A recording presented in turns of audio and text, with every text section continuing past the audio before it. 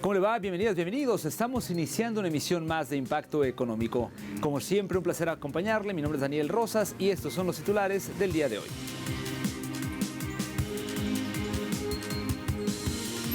En América Latina, Colombia oficializó la imposición de aranceles a 23 líneas de productos de Ecuador. En contexto, revisaremos el mercado global de minerales críticos. Muy chica. Y le comento que en nuestro bloque 360 entra en vigor el nuevo arancel de Estados Unidos, así que vamos a comenzar con el detalle de la información.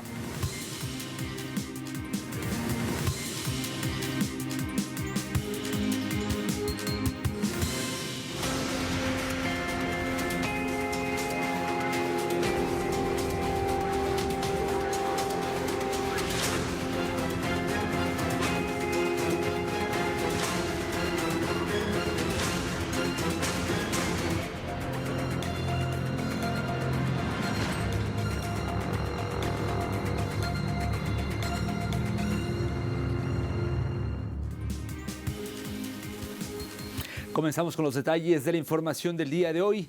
Arrancamos en Colombia. El gobierno de ese país oficializó su respuesta a la agresión económica externa con la imposición de aranceles del 30% a 23 líneas de productos procedentes de Ecuador, mediante un decreto emitido por el Ministerio de Comercio, Industria y Turismo. La medida abarca bienes agrícolas e industriales y surge como respuesta a un gravamen similar adoptado previamente por Quito. El intercambio bilateral supera los 2.000 millones de dólares anuales y mantiene un saldo favorable para Colombia. En este contexto, Bogotá presentó una demanda ante la comunidad andina en medio de una disputa que tensiona la integración regional y afecta a productores y consumidores de ambas naciones.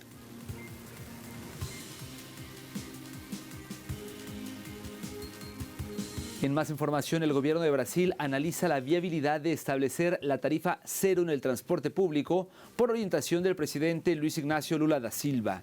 El ministro de las Ciudades, me refiero a Jader Filho, confirmó que el Ministerio de Economía elabora un estudio para calcular el impacto fiscal de una eventual gratuidad en buses y metros. Según el titular, el esquema actual sustentado casi exclusivamente en el pago del pasaje por parte de los usuarios muestra señales de agotamiento y no responde a la realidad social.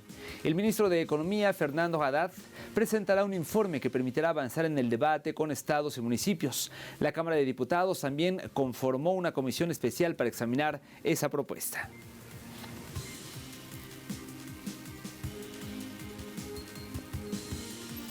Le cuento ahora que la Cámara de Diputados de Uruguay dio un paso clave al aprobar el proyecto de ley contra el lavado de activos impulsado por el Ejecutivo del presidente Yamandú Orsi. La iniciativa presentada en 2025 cobró renovado impulso tras el atentado contra la fiscal de Corte, Mónica Ferrero, y obtuvo respaldo mayoritario en varios de sus artículos. El oficialista Frente Amplio alcanzó los votos necesarios con apoyo de legisladores del Partido Colorado para reducir el límite al uso de efectivo a unos $32.000. Algunos puntos no prosperaron, pero el texto avanza ahora al Senado, en un contexto regional marcado por la necesidad de fortalecer los mecanismos de transparencia financiera.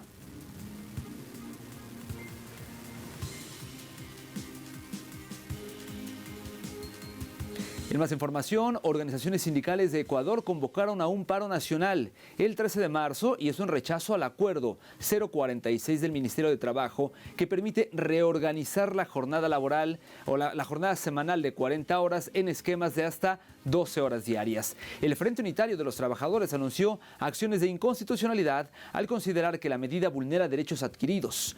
Dirigentes gremiales sostienen que la redistribución horaria abre la puerta a la eliminación del pago de horas extras y a despidos en el sector público local. Desde el Ejecutivo se afirma que el límite semanal se mantiene y que habrá compensaciones. Sin embargo, el movimiento sindical advierte que la reforma responde a intereses empresariales y debilita la protección laboral histórica.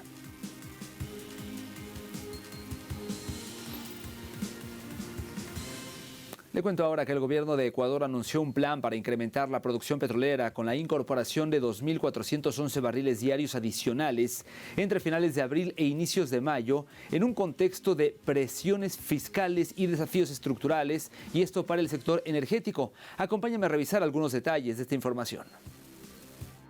El programa, coordinado por el Ministerio de Ambiente y Energía, contempla el fortalecimiento técnico de yacimientos estratégicos en la región amazónica, considerada el corazón de la actividad hidrocarburífera nacional. La empresa estatal Petroecuador lidera las operaciones con la puesta en marcha del Pozo Yuralpa 36 HST1 en Napo, que aportará cerca de 678 barriles diarios. En Sucumbíos, el Pozo Chuchufindi 223 sumará alrededor de 1.010 barriles por jornada, mientras que la compañía estatal privada Petrobel activará el Tigüino 26 en Orellana, con una contribución estimada de 723 barriles diarios. Actualmente, la producción nacional ronda los 459.000 barriles por día, con predominio de la estatal. El Ejecutivo aspiraba a cerrar el año anterior con 500.000 barriles diarios, meta que no se concretó. El crudo continúa siendo el principal rubro de exportación y una fuente clave para el presupuesto general del Estado, aunque organizaciones sociales han advertido sobre la caída en ingresos, el aumento de importaciones de combustible y la reducción del personal en la empresa pública. En este escenario, el debate sobre la soberanía energética y la gestión de recursos naturales cobra renovada centralidad. Viajamos ahora a República Dominicana y el Banco Latinoamericano de Comercio, porque exteriorizaron, o mejor dicho, el país y el banco exteriorizaron, el Banco Latinoamericano de Comercio Exterior avanzan ya en negociaciones para establecer una oficina de la entidad financiera en Santo Domingo, y esto tras la firma de una declaración conjunta de intención. Este acuerdo fue suscrito por autoridades de la Cancillería Dominicana y directivos del organismo regional con el propósito de fortalecer la cooperación económica. La iniciativa busca ampliar el financiamiento al comercio exterior y estimular nuevas inversiones en consonancia con los esfuerzos de integración regional. El país caribeño es accionista fundador del banco desde 1979 a través del Banco de Reservas de la República Dominicana, consolidando una relación histórica orientada al desarrollo productivo y la expansión exportadora.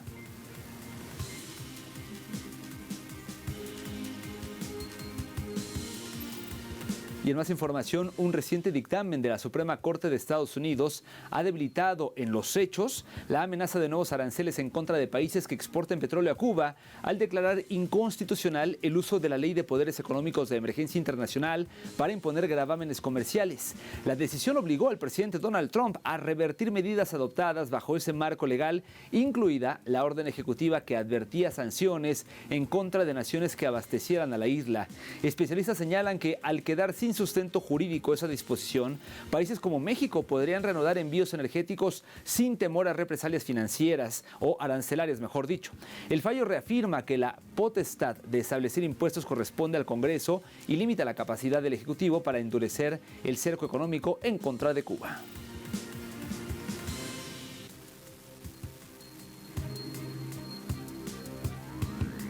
De hecho, le puedo decir que en México ya está analizando la posibilidad de reenviar petróleo a Cuba. Pero por lo pronto vamos a una pausa y al regreso en contexto estaremos revisando el mercado global de los minerales críticos. Todo el análisis cuando regresemos.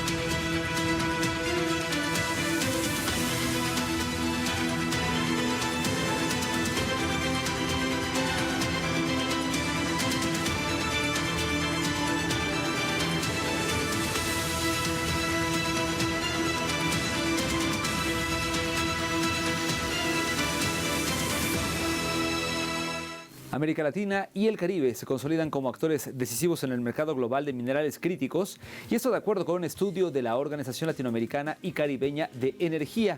Acompáñame a conocer los detalles de esto que le comento.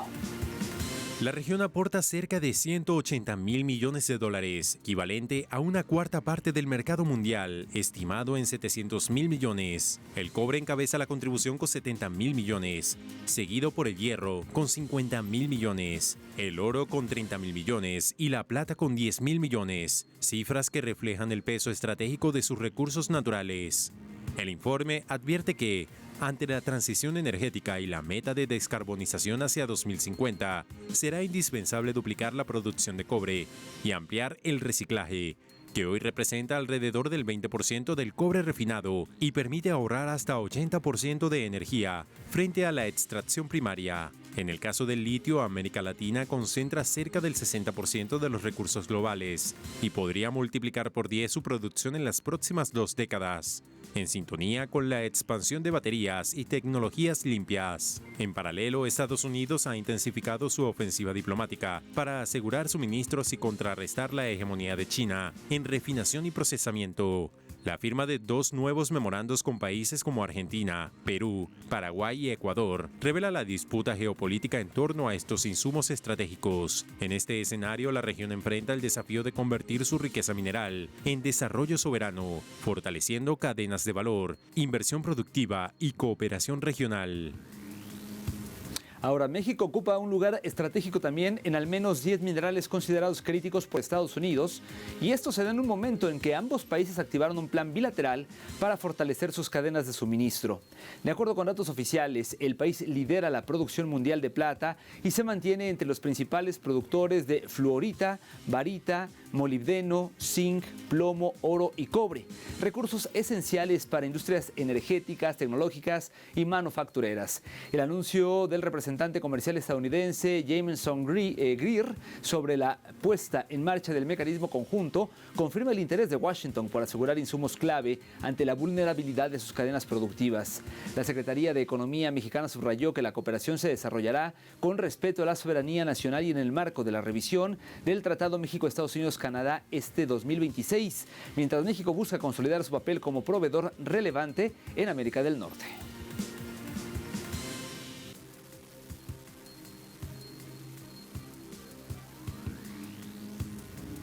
Le cuento ahora que África se ha convertido en el nuevo epicentro de la disputa global por los minerales críticos, con 2 grandes corredores ferroviarios que avanzan en direcciones opuestas pero con un mismo objetivo: asegurar cobre, cobalto e hierro para la transición energética. El proyecto de Lobito, respaldado por capital estadounidense y europeo, busca llevar esos recursos desde República Democrática del Congo y Zambia hasta el Atlántico, reduciendo la dependencia de rutas dominadas por Asia. Y mientras, en paralelo, China impulsa la modernización del histórico Tazara hacia el Índico, consolidando su presencia en el corazón del continente. Detrás de esta competencia se encuentra el control de cadenas de suministro estratégicas con vastas reservas y mayor capacidad de negociación que en el pasado los países africanos enfrentan el desafío de transformar esa pugna geopolítica en desarrollo soberano y beneficios tangibles para sus pueblos.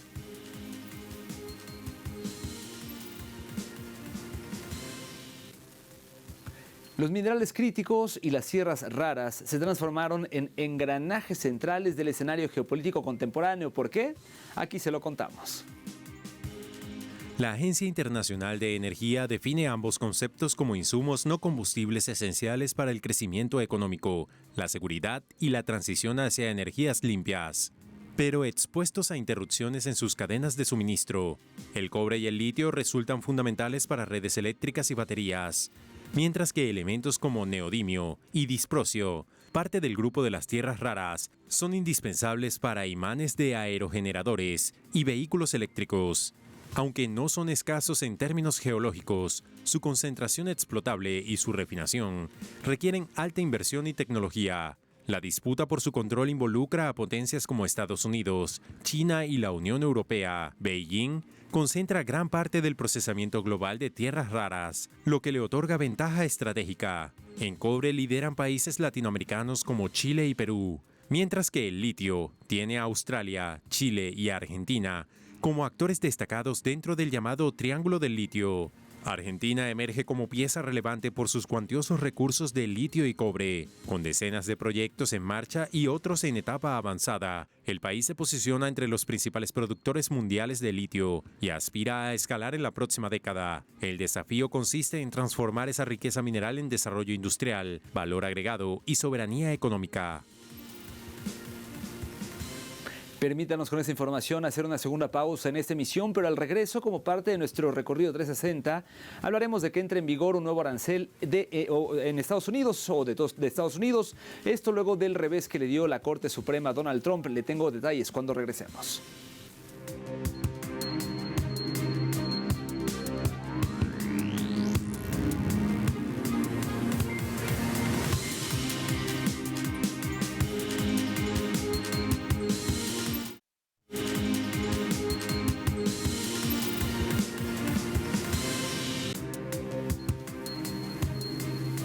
Estamos de vuelta en Impacto Económico. Como le adelantaba, entró en vigor el nuevo arancel global de Estados Unidos del 10%. El nuevo arancel del 10% que comienza a aplicarse ya de forma general por Estados Unidos y que fue promulgado el pasado viernes al amparo de la sección 122 de la Ley de Comercio de 1979. Este arancel global tiene carácter de temporal, ya que fija un periodo de 150 días a partir de este día. Esta implementación ocurre después de que el Tribunal Supremo anulara la mayor parte de los gravámenes impuestos por la administración de Donald Trump al considerar que se había extralimitado al invocar la Ley de Poderes Económicos de Emergencia Internacional para fijar tarifas.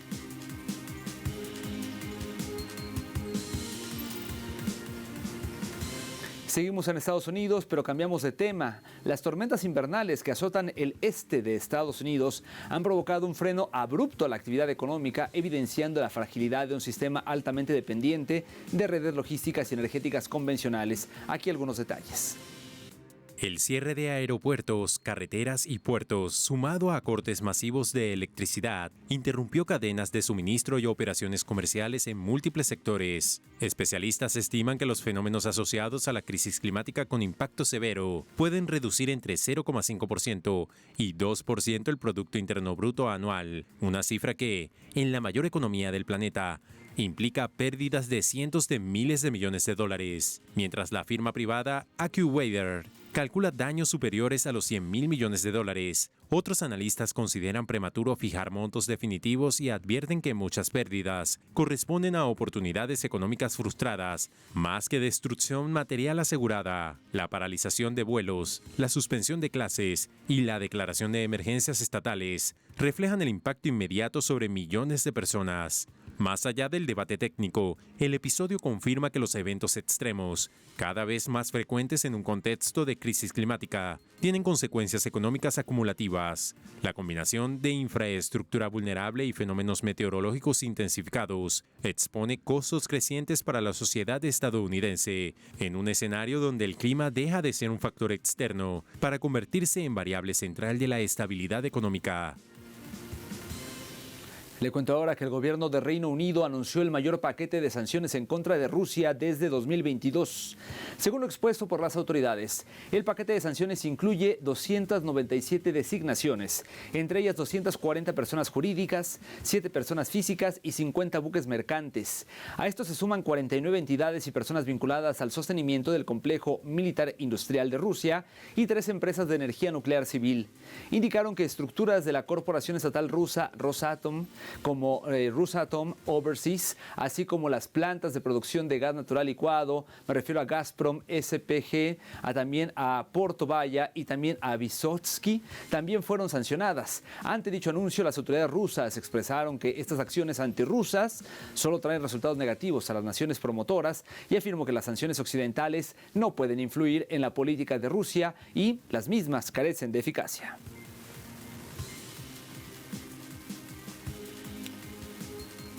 Seguimos hablando de la vivienda en España, ya que el precio de la misma alcanzó cifras nunca antes vistas desde la burbuja inmobiliaria de 2007. Los últimos datos publicados por el Ministerio de Vivienda y Agenda Urbana indicaron que en 2025 el precio de la vivienda libre aumentó un 13,1% respecto a 2024 hasta alcanzar una media de 2.230 euros por metro cuadrado, un récord considerado por las autoridades como histórico. Resaltó que durante todos los trimestres de 2025 el precio medio se mantuvo por encima de los 2.000 euros por metro cuadrado y solo en el cuarto trimestre del mismo año el precio aumentó un 3,6%. En los últimos meses los precios no han dejado de subir y el mercado inmobiliario sigue mostrando una considerable alza provocada por una elevada demanda y la falta de oferta disponible, provocando así que el español común necesite realizar un mayor esfuerzo económico para acceder a la vivienda, una tarea que se vuelve más compleja con el paso del tiempo.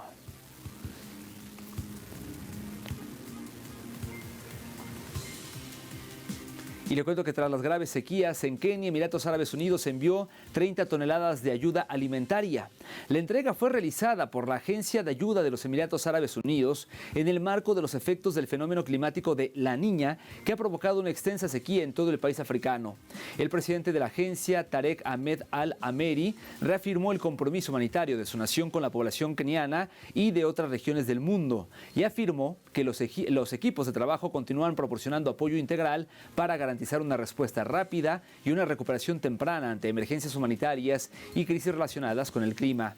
El contexto keniano en el tema climático ha sido desfavorable en los últimos meses. Entre octubre y diciembre de 2025, periodo donde generalmente se presenta una gran cantidad de precipitaciones, pues en esta ocasión solo se generaron entre el 30 y el 60% del promedio a lo largo del plazo en la mayoría de las zonas, dando como resultado la temporada más seca registrada desde 1981 y poniendo en peligro a más de 2 millones de personas, así como el sustento de los agricultores y ganaderos del país.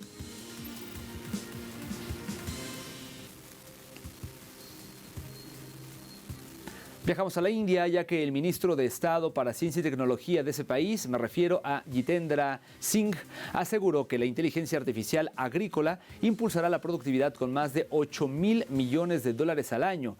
El portal TV Bricks reseñó que el ministro afirmó que la próxima revolución agrícola del país estaría impulsada por la inteligencia artificial al ofrecer soluciones escalables a problemas estructurales como el clima impredecible, la falta de información y la fragmentación de los mercados. Indicó que la inteligencia artificial será fundamental para asesorías en el sector, resaltando que los 140 millones de explotaciones agrícolas podrían generar hasta 70,000 millones de rupias al año, e hizo la invitación a los inversionistas para apoyar plataformas escalables de Agri-IA, un sector que representa en el país una de las mayores oportunidades globales para mejorar la productividad y reducir la pobreza rural a gran escala.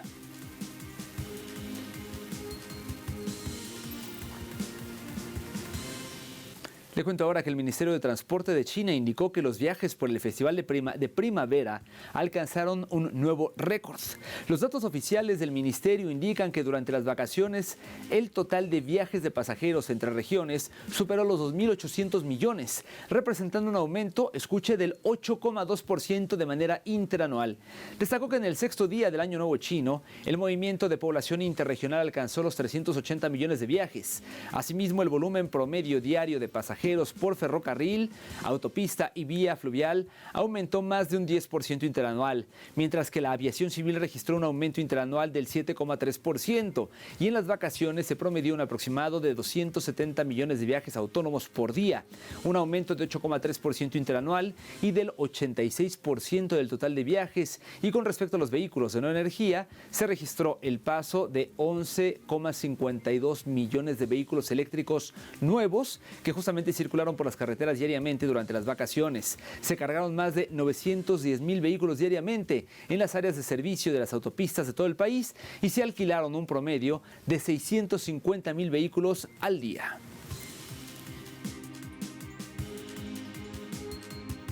Del tercer al séptimo día del Año Nuevo Chino, o de jueves a lunes, el flujo de pasajeros superó picos históricos durante 5 días consecutivos. El sexto día, el movimiento de población interregional alcanzó los 380 millones de viajes. Las cifras máximas diarias alcanzaron repetidamente máximos históricos. El regreso a casa para reuniones familiares y viajes suburbanos impulsó aún más las zonas rurales, impulsando aún más la expansión del consumo de bienes y servicios desde las ciudades centrales hacia otras zonas urbanas y rurales. El intenso turismo durante las vacaciones de la fiesta de la primavera impulsó eficazmente el consumo en sectores como el turismo cultural, el alojamiento, la restauración, el comercio minorista y el suministro de energía, impulsando con fuerza el comienzo del año económico.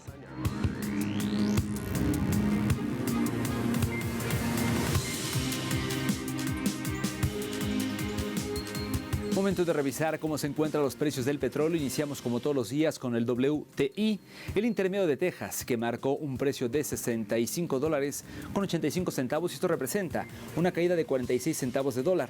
En el caso del barril del Brent, el de referencia en Europa, también tuvo una baja de 53 centavos al ubicar su precio en 70,96. Y finalmente le comento que el crudo promediado por la OPEP marcó un precio de $69.71 y eso representa también una caída de 40 céntimos del billete verde.